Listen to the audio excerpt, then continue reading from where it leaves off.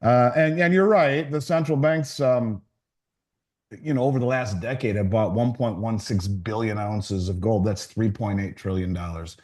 If you realize their currency reserves are about 12.3 trillion, it's roughly 25%. That story was a lie. And the import-export numbers coming out of the UK and out of Switzerland betrayed that false narrative.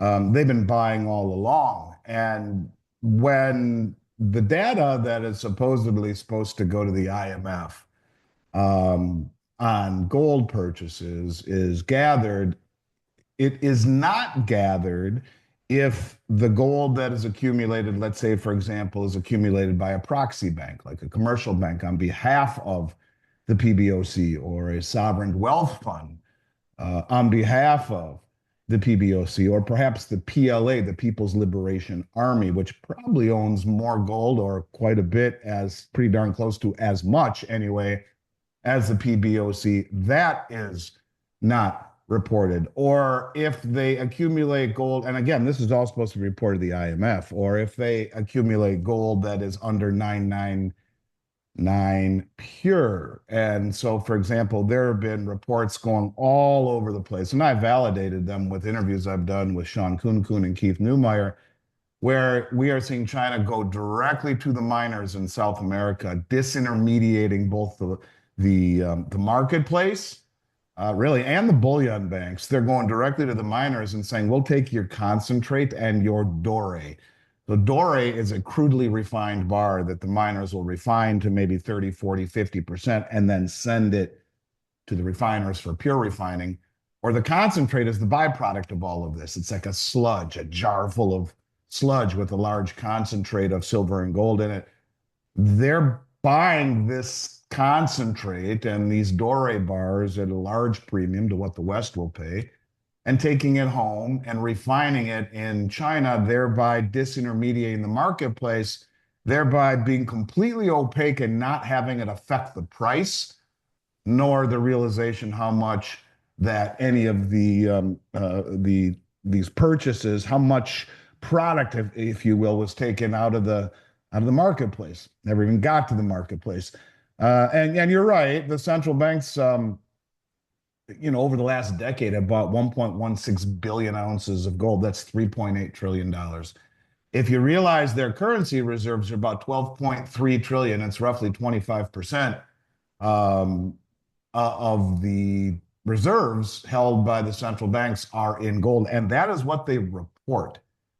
My belief is that they have far more than they're reporting. We can look at China as an example, and everyone always used to say my whole career, which goes back three and a half decades, that the numbers, you go back 25 years ago, they would say to me, Andy, those numbers are so full of crap. The Chinese produce over 3, 4, 500 metric tons a year, and yet they're the largest producers in the world, and yet their numbers for most of my career were frozen at 1,250 metric tons. Never went higher. So they've been accumulating globally more than anyone. They produce more than anyone, and their numbers rarely change. And it doesn't suit them really any good to be open about it, any more so than we have as the United States, who hasn't audited our gold holdings supposedly held by, the Federal Reserve on behalf of the Treasury, whether it be at the New York Fed or Fort Knox, since 1953. So I would simply say that the central banks realize that holding dollars is a dangerous game right now, whether it be through inflation or weaponization or even the potential for default. Obviously, it's the weaponization of the bond market that has created so much of this. But when we just simply look at a performance the past 25 years, since 2000, gold has appreciated by 9.9% per year, compounding, whereas the 10-year Treasury, the performance has been one half of that. So gold has doubled the performance of the Treasury, has no counterparty risk, and that's largely because of the continued accumulation over the last decade plus by the central banks. So this is a trend that I think is in nowhere near over. And as we can see by how they've doubled down, in fact, if we look at the numbers in November by the central banks, largely led by India. The central banks doubled their 12-month moving average accumulation. So they're doubling down their efforts even after it became obvious who was going to win the White House this year. So, yeah, this is a trend I would expect to see continue. If the PBOC, the People's Bank of China, says this is the amount of gold that we bought. We had it imported from London, from the London Metals Exchange, and from the Swiss refiners. And the PBOC is officially buying it. That number, those numbers get reported to the IMF. What they produce, no. If it's that's not getting reported. If it's getting accumulated by a commercial bank, that's not reported to the IMF, or by a sovereign wealth fund. That's not reported by the to the IMF. Or if the purity is under the threshold, that's not reported to the IMF. So it's kind of like maybe 1 out of 5 ounces that they buy or less is reported just to, you know, to maintain status quo. But it doesn't do them any good. Look, if the idea is that at some point gold recaptures its place in monetary policy, which I do believe it will. I think it will be revalued. I think it will find itself as a peg to a new system. You can only piss in the punch bowl, pardon my French, so much before people say, I'm not drinking that ever again. And in order to inspire confidence, you need to have a peg. And this is where I've said for 4 years consistently that I believe there will be a marriage between blockchain technology, and you can see all of a sudden this is now becoming more and more and more in your face, this digital surveillance state, if you will, more acceptance to cryptocurrencies, more acceptance to a digital transformation, and something solid like gold. Now, why would the most powerful bank in the world, the Bank of International Settlements, reclassify gold as the only other tier one asset?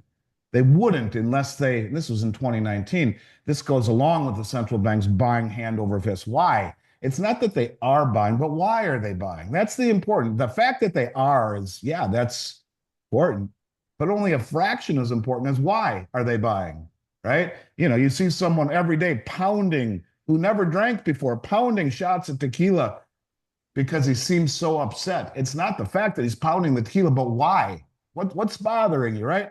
Same thing here. Why are they doing this? Well, they reclassified it as the only other tier one asset. And this Keynesian experiment, if you will, is coming to an end. And the system needs a new tether, if you will, a new peg. And gold will be that peg. And I just think it's not in the vested interest of the countries who understand this to be open about how much they're accumulating.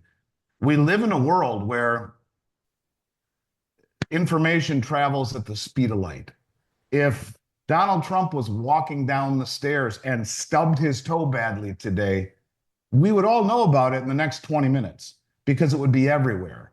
And my point is that these countries, it doesn't serve them a purpose if they ultimately understand that the most powerful bank in the world probably clued them in and said, look, we're reclassifying gold as the only other tier one asset. You should start accumulating it for the next system. And the central banks kind of seem to be doing that. So the why is the important part. And that's the part where I think and the US is no different.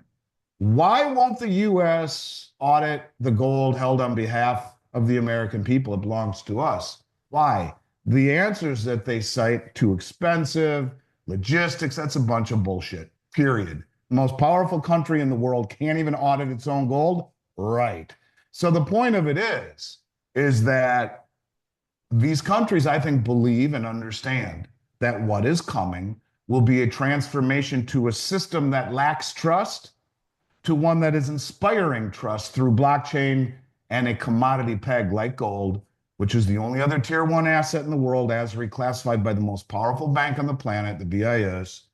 And if that is the case, and everyone is quietly trying to gather as much as they can, quietly, shh, don't tell anyone before they flip the switch, then it wouldn't do any good to say, hey, yeah, the switch is getting flipped pretty soon. Gold's going to find its place in the world and probably be much higher. Well, everybody would run to crowd them out of their trade in a matter of seconds. So it's the why that matters, and the lack of being open and forthright, whether it be the BRICS nations, China, Russia, Saudi Arabia. Saudi Arabia got caught doing the same thing just a few months ago. Didn't tell the IMF, but the import-export numbers coming out of the UK flagged it. Oh, it was a mistake. We're so sorry. No, it's not. They're all trying to quietly reposition without upsetting the apple cart in a world where information travels faster than the speed of light, because this is kind of like that moment where you have to reposition.